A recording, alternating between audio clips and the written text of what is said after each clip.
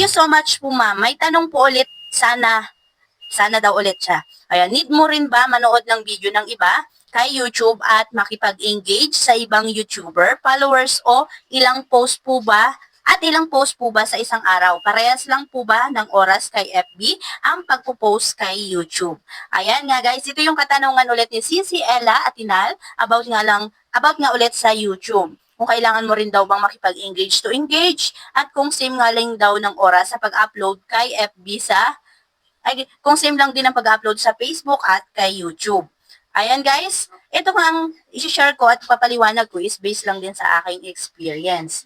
Ayan, kasi nga guys, halos wala na rin talaga akong time makipag-engage sa YouTube kasi nandito talaga ako sa Facebook nagpo-focus. Bukod nga doon is bali 4 na apps ang hawak ko guys. TikTok, YouTube, Facebook, and then may pupo pa nga ako. Halos talagang hindi ko na magampanan na halos. Basta nakikipag-engage na lang ako is dito kay Facebook, sa inyo. Ayan nga guys.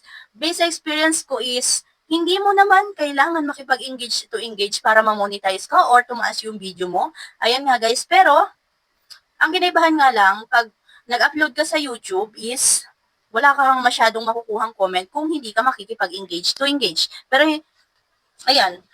Pero nasa inyo naman din guys yun, kung gusto niyo makipag-engage to engage, ayan, kung may free time din kayo, ayan, pero pag may free time din ako guys, is nakikipag-engage din ako sa YouTube, nagre-reply ako sa mga comment, and then naman doon sa pag-upload, wala namang oras guys, ayan, minsan ang ginagawa ko nga is, pagka-upload ko dito kay Facebook, ayan, nag-upload na rin ako kay YouTube.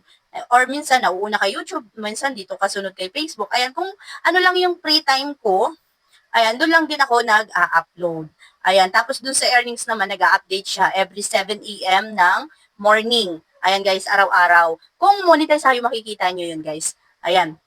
Ganun nga guys, wala namang pinagkaiba kay Facebook, yung kay YouTube.